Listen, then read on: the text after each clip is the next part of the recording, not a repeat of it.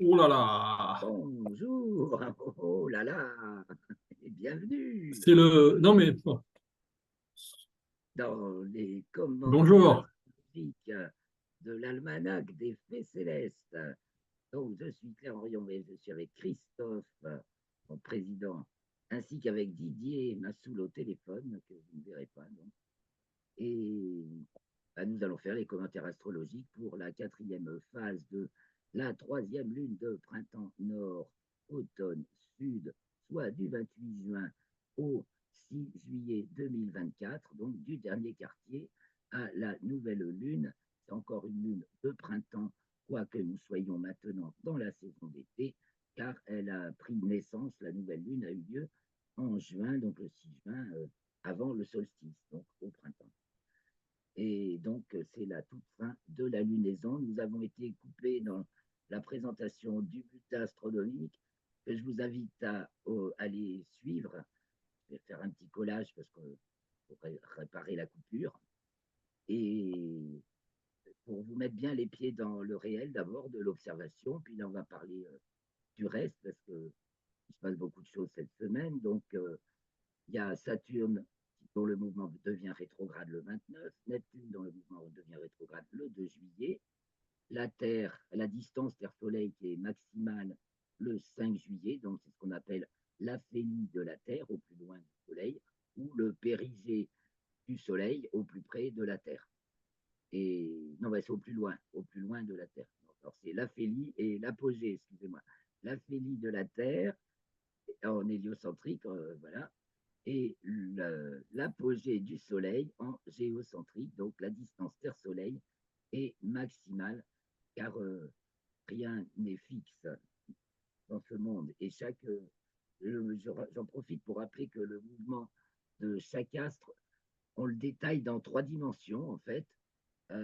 Sa direction dans le plan de référence, donc ce qui nous donne la longitude écliptique, si on est sur le plan de l'écliptique, l'azimut, si on est sur le plan de l'horizon, l'ascension droite si on est sur le plan de l'équateur. Et ensuite, ça c'est donc la direction, première, en 3D, quoi. Hein. Ensuite, on regarde sa hauteur par rapport au plan de référence. Donc, si c'est l'écliptique, on parle de latitude écliptique.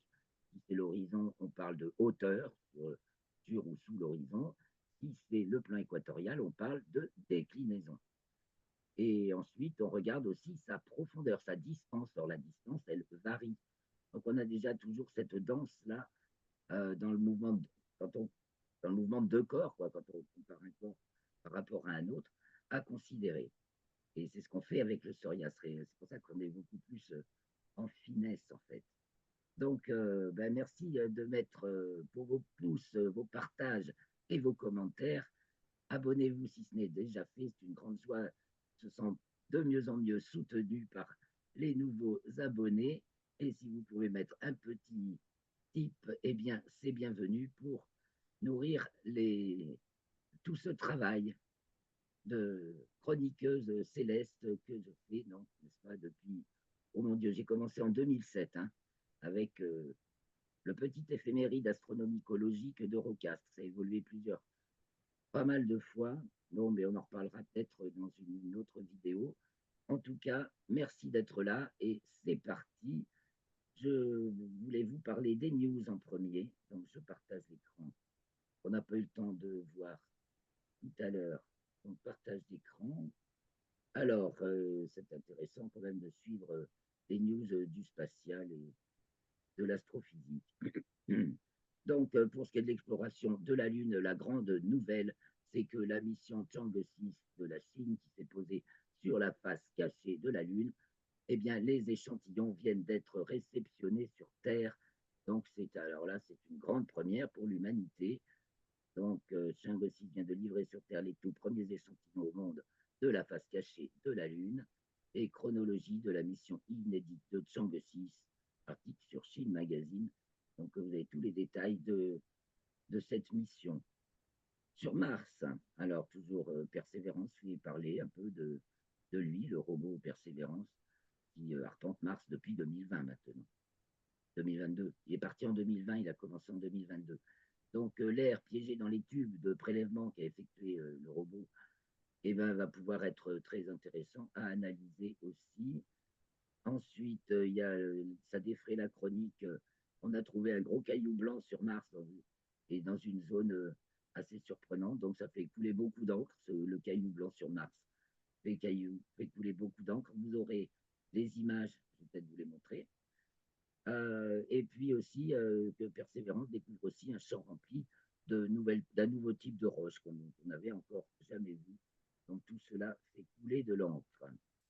Station spatiale, fin de l'ISS, SpaceX a été choisi pour la désorbiter et la détruire. Comment l'entreprise va-t-elle relever ce défi?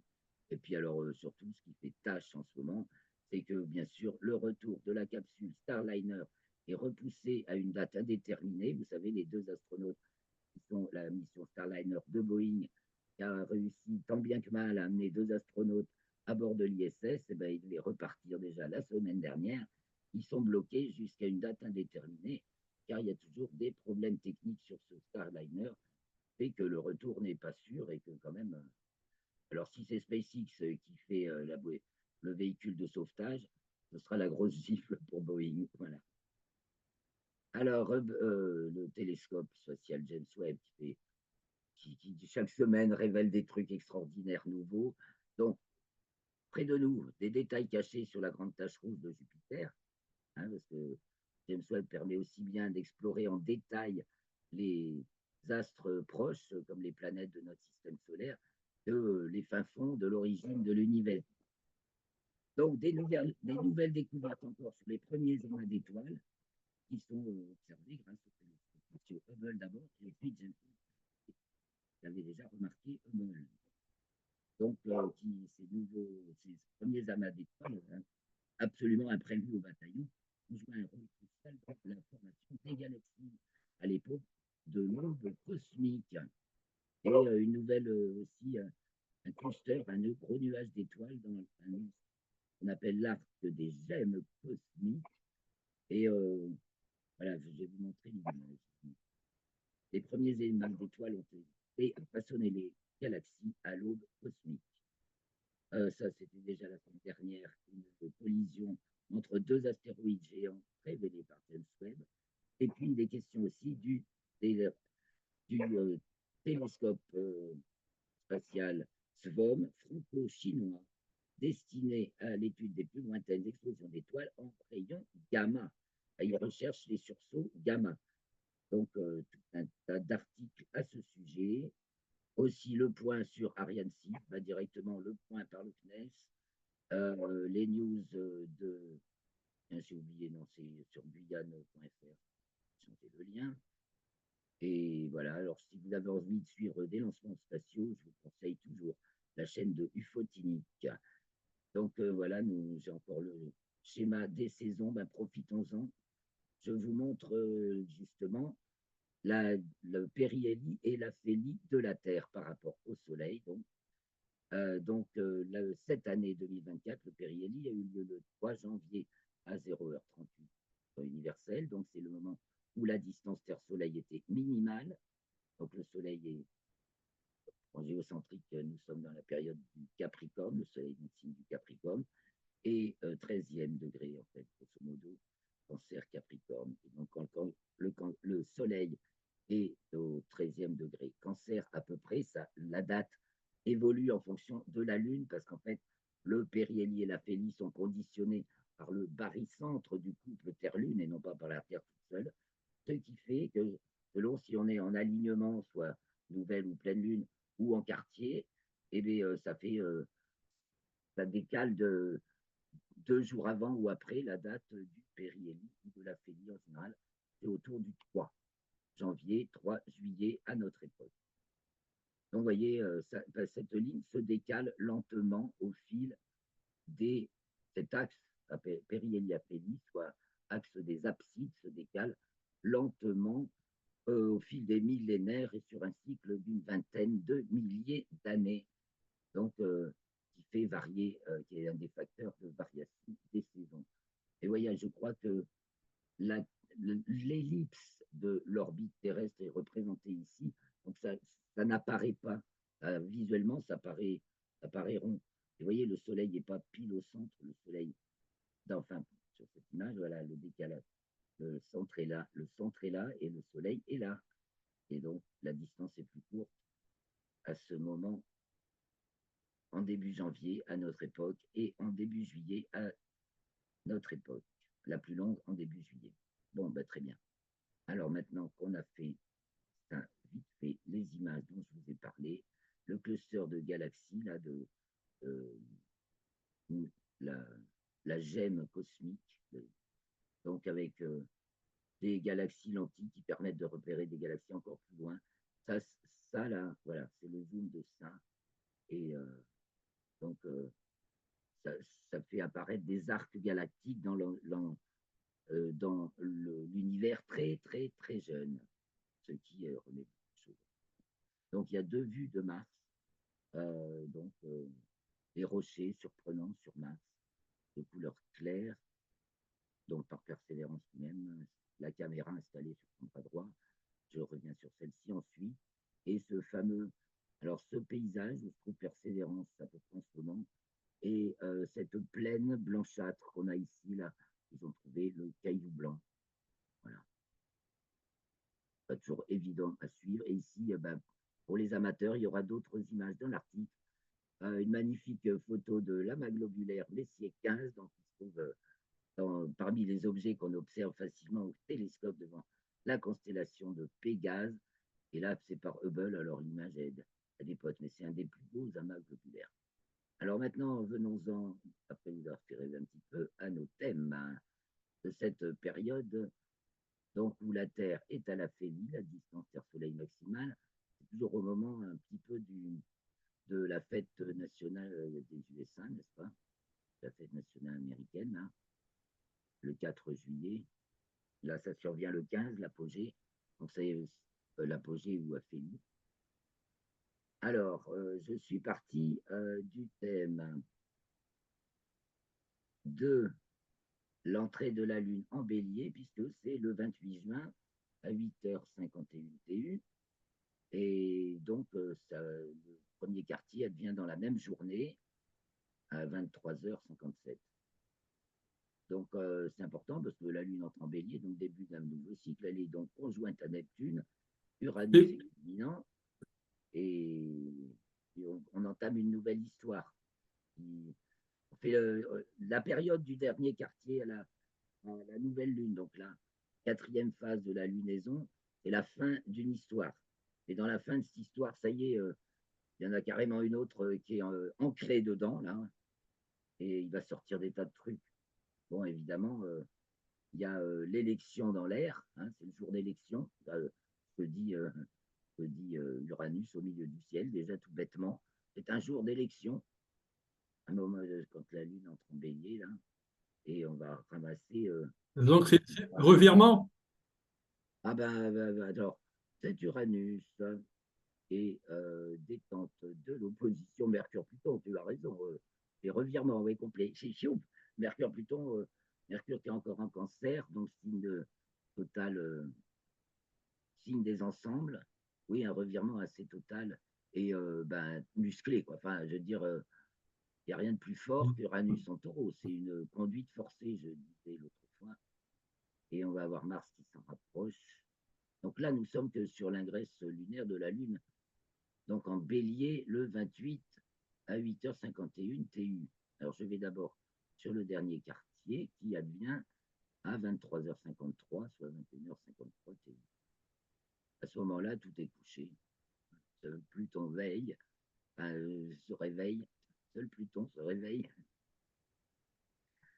pour cette nouvelle phase. Donc Pluton qui est opposé à Mercure, l'opposition qui se précise d'ailleurs, Mercure est appliquant et donc détendu par Neptune. Et là, beaucoup de confusion. Hein. Oh là là, c'est sec de nœuds. Mais bon, c'est dans le noir, là, pour l'instant, personne ne voit rien. Et on a Jupiter comme enjeu principal au fond du ciel. Et oui, qui vont être les élus. Là, on pioche dans l'inconnu. Hein. On pioche dans l'inconnu 2 fois. Jupiter et Uranus. C'est cool, c'est cool. Il y a un bon fluide. La On transcendance. part, on part dans l'inconnu. pour l'instant, Bon. ça c'est sûr qu'on part dans l'inconnu. Là, j'allais dire, j'ai oublié, mais bienvenue dans le grand maelstrom. Ça y est, on est vraiment dans le renversement de tout le vieux système là. C'est la fin de l'effondrement. Et donc, je voulais revenir aussi sur Saturne et Neptune, donc ils sont en poisson, qui vont entrer en rétrogradation, donc au cours de la semaine. Et donc, on va essayer de comprendre un peu mieux ces énergies-là de Saturne et Neptune, qui sont Saturne déplume, hein, décortique, analyse au fond des choses et des choses mystérieuses que sont les poissons. Et puis Neptune fait remonter, euh, laisse passer, laisse monter des tas d'informations qui n'ont pas encore de nom, mais qui sont bien sensibles. Donc, je pense que à partir du moment où elles vont être rétrogrades, alors elles nous font aussi un fond de météo humide. Ah, c'est Didier qui baille. Oh, Didier, tiens-toi bien, s'il te plaît. À partir du moment où elles vont être rétrogrades, peut-être ça va retenir un peu l'humidité. Va-t-on avoir un temps plus sec avec Jupiter Gémeaux? C'est envisageable. Et alors, du coup, on peut avoir Mais des sérieux coups de ça a chaud. l'air, Parce que ça Mars a et l'air de Uranus, ça. ça va nous faire Mars-Uranus, ça va faire beau, c'est accidentogène. Il y a un basculement des forces, hein, puisque avec le taureau, on est dans la force. Et Uranus, c'est tient de force, une force, enfin, ça renverse, mais ça renverse, ça renverse. De toute façon, et notre Jupiter ici est en tension avec Mercure.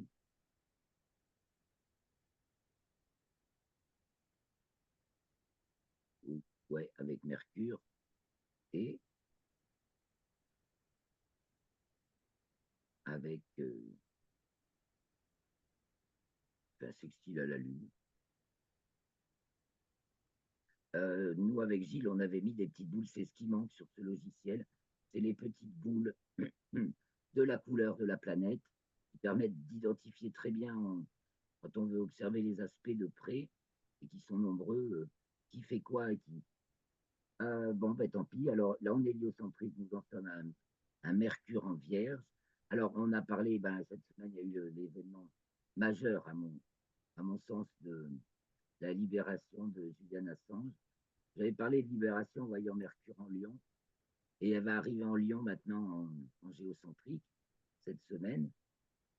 Et ben voilà, c'est quand même ça, c'est une belle nouvelle extraordinaire qui a réjoui beaucoup de cœurs, dont le mien. Donc c'est pas fini, c'est pour ça on est vraiment dans le renversement maintenant. Les vieilles structures achèvent de. Mais c'est peut-être une manœuvre. Alors, il y en a qui soupçonnent Biden d'en faire une manœuvre contre Trump, Oh, mais cette libération. Ben non, ça ne dérangera pas. Non, mais voilà. Ah, mais les langues de vipère, les langues de vipère se déchaînent, ça se voit aussi dans Mercure-Pluton. C'est vraiment les langues de vipère. Donc là, Pluton est en Ben version, oui. est encore en cancer. Oh là là, oui, ça pue c'est un Ça- panier de crabes, quoi. Le panier de crabes venimeux ou de pas sympa, quoi. ça- Hein. ouais, mais De pire d'idiotie, de ça pire veut dire aussi que mensonge. Biden n'est pas, ça veut dire aussi que Biden n'est pas très bien, mais bon. Ah ben ça, c'est sûr. Hein. Alors, et encore un ingress lunaire intéressant, parce que quand la Lune entre en taureau, donc le Et 24, alors, ce sera donc le 24, mais ça le c'est pas si 30? chouette. Non, non, le Ah oui, 30, 30 juin. le 30, bien sûr. À 12 heures, eh bien, le Et, soleil et culmine, là, hein, c'est midi. Et donc, cancer, signe patriotique. comment? Cancer, Ah signe oui, patriotique. ah, certes. Et oui, oui, oui. Je me Et souviens Vénus d'une qui en une analyse avec couche. Jean-Pierre Nicolas du thème de Jean-Marie Le Pen, qui a la 4 en cancer, avec le grand pouvoir en 4 en cancer. Jean-Marie Le Pen, le Marc Le Pen. Mais il y a aussi Dupont-Aignan, Mars en Cancer au milieu du ciel. Ah, mais il va jouer un rôle déterminant dans Ouais, ouais, ouais. certainement, parce que justement, il s'était Ah, mais il retiré faut des regarder. Ah, il faut regarder. européennes. Oui, oui. Donc, on va voir. Il y a il y a ce qu'il dit, mais il y a ce qu'il fait. Il en fait plus que ce qu'il dit, lui, contrairement aux autres. La plupart, les autres, ils disent plus que ce qu'ils font, mais lui, il en dit moins, mais il en fait plus. Donc, c'est intéressant. On voit bien sûr qu'on a l'axe des nœuds lunaires dans l'axe le nœud ascendant au Alors, descendant en pour une bélier. élection, Donc, il surgit quelque chose de c'est l'écho. nouveau, ça, c'est certain. Et on aime pas Voilà. C'est l'écho les de la. En plus, c'est l'écho de la dissolution, de la Grèce, de la dissolution où il y avait cet axe sur le méridien. Les nœuds lunaires étaient sur le milieu du ciel. Pour l'ingresse lunaire qui a précédé la dissolution. yes. Donc, c'est le fameux ingress lunaire en Lion, me semble-t-il. Ah ouais, Euh, oui, oui, oui. ouais, Bon, ça juste au veut dire moment que de ça va bouger. des élections européennes. Ouais, et là, donc, on a la Lune.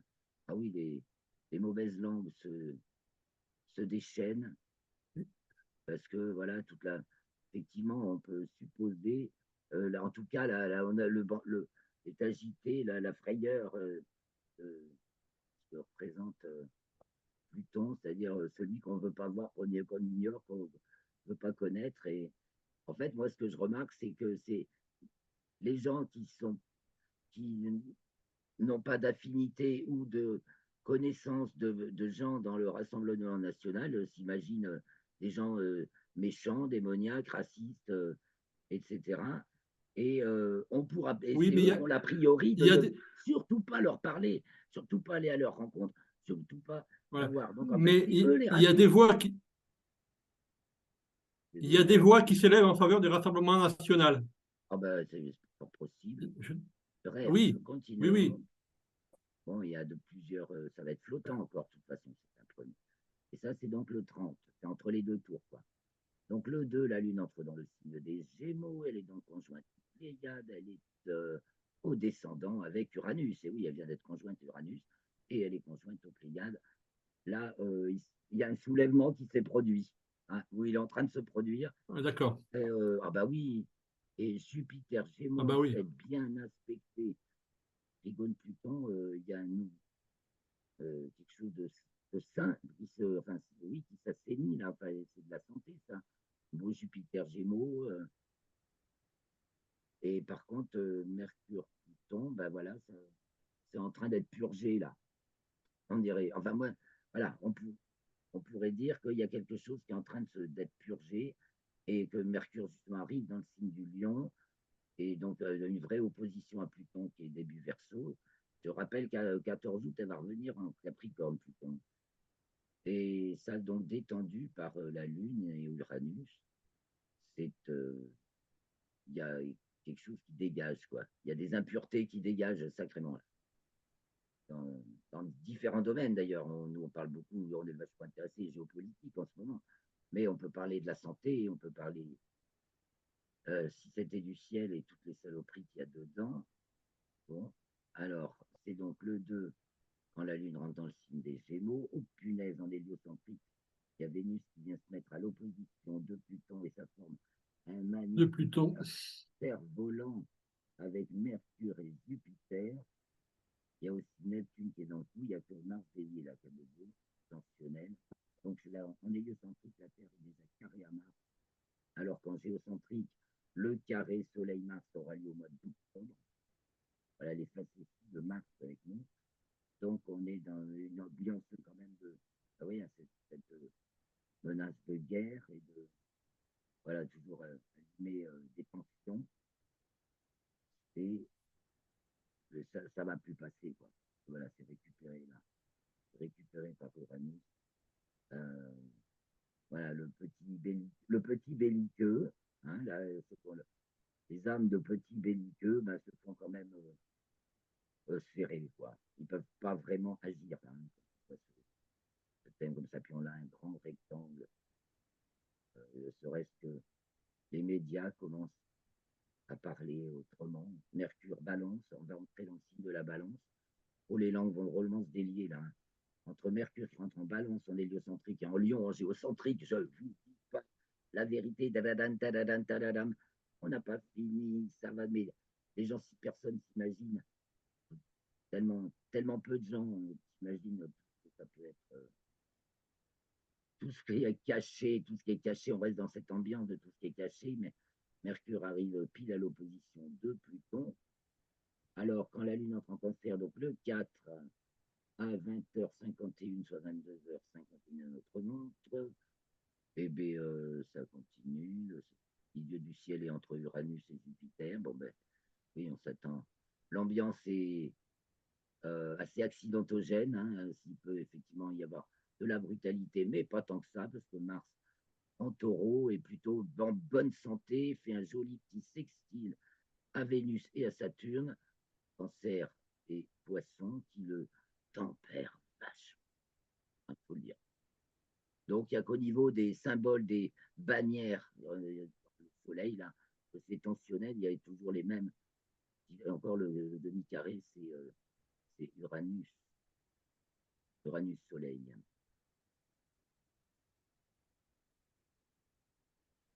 Ok. Bon, et tout est nocturne, évidemment. On va attendre la nouvelle lune le 5 à 22h57, donc 0h57, c'est déjà le 6, pour entrer dans une nouvelle dynamique. Mais effectivement, donc, la lune étant dans le signe du cancer, 4. il est intéressant de revenir sur l'ingresse lunaire en cancer. Et donc, puisqu'on est dans la Ouais. nouvelle lune, revenons un tout petit peu sur l'ingresse lunaire en cancer, donc, qui va donc être conditionne aussi, qui est l'ambiance lunaire, le bain dans lequel se produit la nouvelle lune. Et effectivement, j'écoute parfois Robert Legrand, un astrologue, qui fait euh, des analyses de thèmes comme ça aussi, euh, à la petite semaine, enfin au jour le jour, ou à la lunaison, quoi, ou à la phase de lune. Et je voulais dire que c'est pas seulement symbolique, les alignements pour les nouvelles lunes et les pleines lunes, c'est vraiment la respiration du couple Terre-Lune par rapport au Soleil. Donc, inspire de la nouvelle lune à la pleine lune, expire de la pleine lune à la nouvelle lune. Ce n'est pas qu'un symbole, c'est ce qu'on vit tout le temps.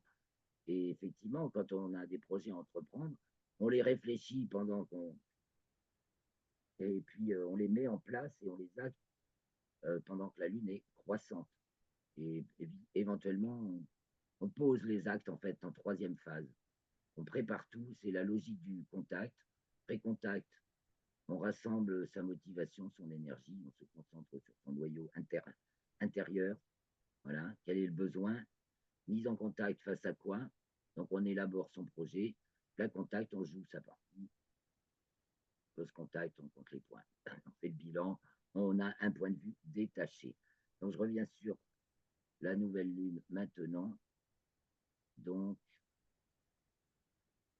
qui se produit en fait le 6 à 0h57, donc le jour du deuxième tour des élections, n'est-ce pas Christophe? C'est majeur.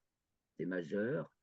Et déjà, on voit que l'axe, alors Neptune a l'ascendant, la ligne équinoxiale, donc, fait l'ascendant descendant. Nep L'axe, c'est avec le Neptune est crucial dans le thème de la France. Ben oui, là donc, c'est juste au degré équinoxial. Et puis l'axe méridien, il est dans l'axe solsticial complètement, où se trouve ici le soleil d'Emmanuel Macron. Oui. Voilà. Et il y a Et nous aussi avons notre fond du ciel, la la, lune Vénus en cancer, la, notre nouvelle lune. la pleine lune. Il y a la pleine lune qui est tombée sur le soleil de Macron, Oh, oui, non, mais là, ça le va. 22 juin, dans les 2 degrés. Mais Ah bah oui, il donc est la là, mire, de toute façon. voilà. Voilà, ben, cette nouvelle lune, il n'y a que Pluton et Saturne qui sont durs, Neptune qui est en train de se lever. Euh, Ça commence dans les coulisses. Là, on est dans le secret de l'isoloir. Que va-t-il en résulter? Ah bah du nouveau, hein, ça c'est sûr. Oui. Euh, un sentiment de libération, il y a de la, ce que je disais la semaine dernière, je crois, oui, il y a un esprit festif quand même, hein. Puis il y a la parole qui se libère et il y a un côté, on fait la fête, la 5, Mercure en 5 en Lion, il y a un côté festif. Ça lâche un peu, ça fait du bien.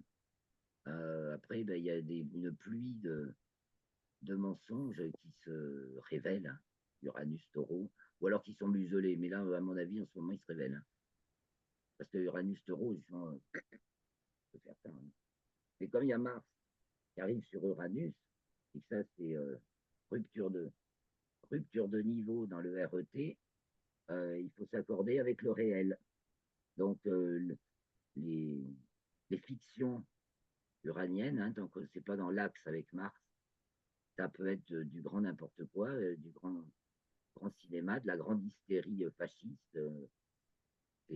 Parce que cette convergence Uranus, c'est la convergence de toutes les forces en un seul point. Euh, et le taureau, c'est aussi la focalisation de l'énergie euh, en un seul point pour développer autour la,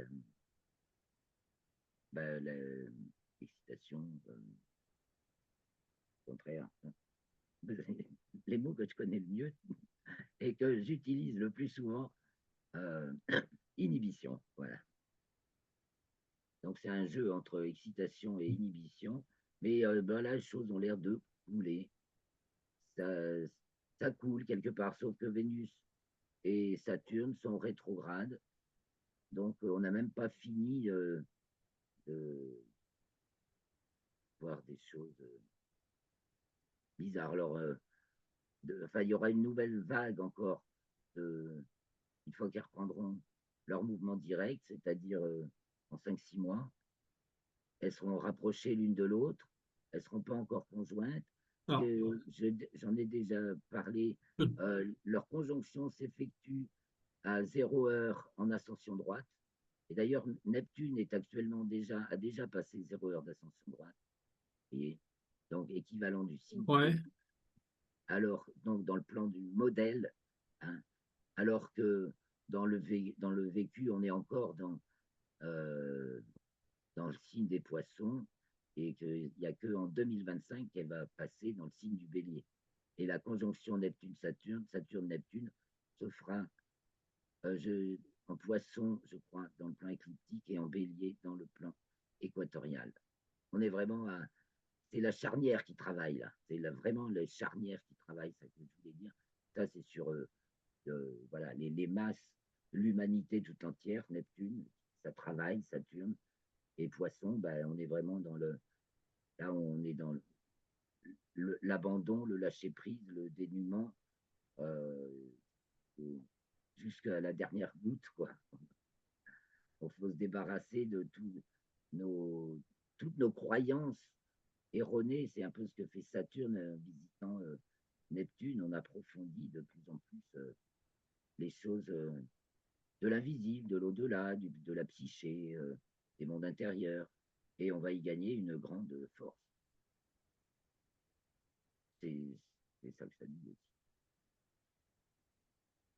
Donc là, on est sur le thème de la nouvelle lune. Et donc, on aura en 2, ça va être assez orageux, hein, dans l'axe de l'humidité, Mars-Uranus en taureau. Ah oui. Et ça menace quelques orages, hein. Surtout que le cancer, oui.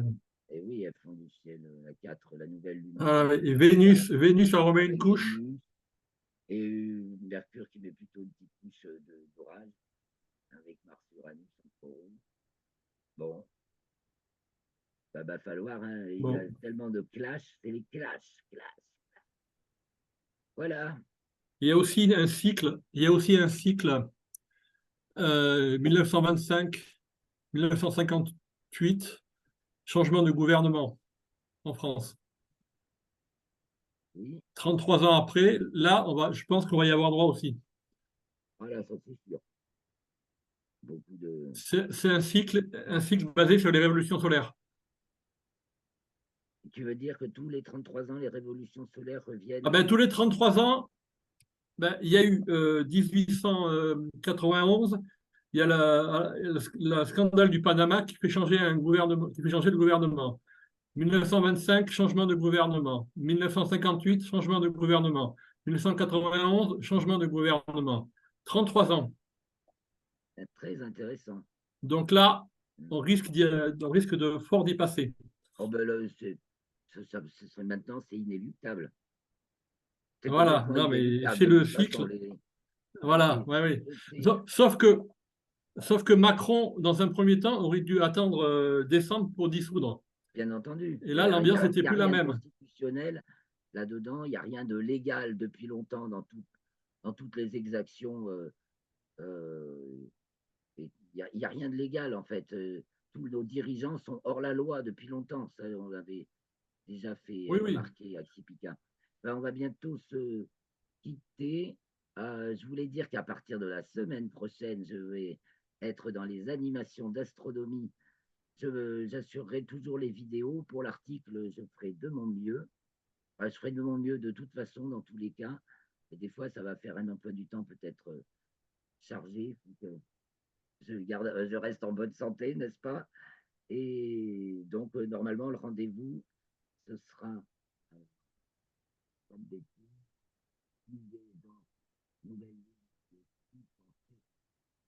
Là, j'entends pas, là. vendredi 5, on va peut-être passer sur les vendredis. Ben, on va faire vendredi 5 et après, on passera sur les samedis carrément. Samedi 13, samedi 20 et samedi 27 pour 5, 13, juillet. 20. Donc, je vous donne D'accord. rendez-vous en fait vendredi prochain. 17 heures pour le bulletin astronomique, 18 heures pour les commentaires astrologiques. Ben, merci beaucoup. Merci beaucoup de nous avoir suivis jusque-là. Et merci de partager cette vidéo et de nous aider à progresser comme vous le faites déjà.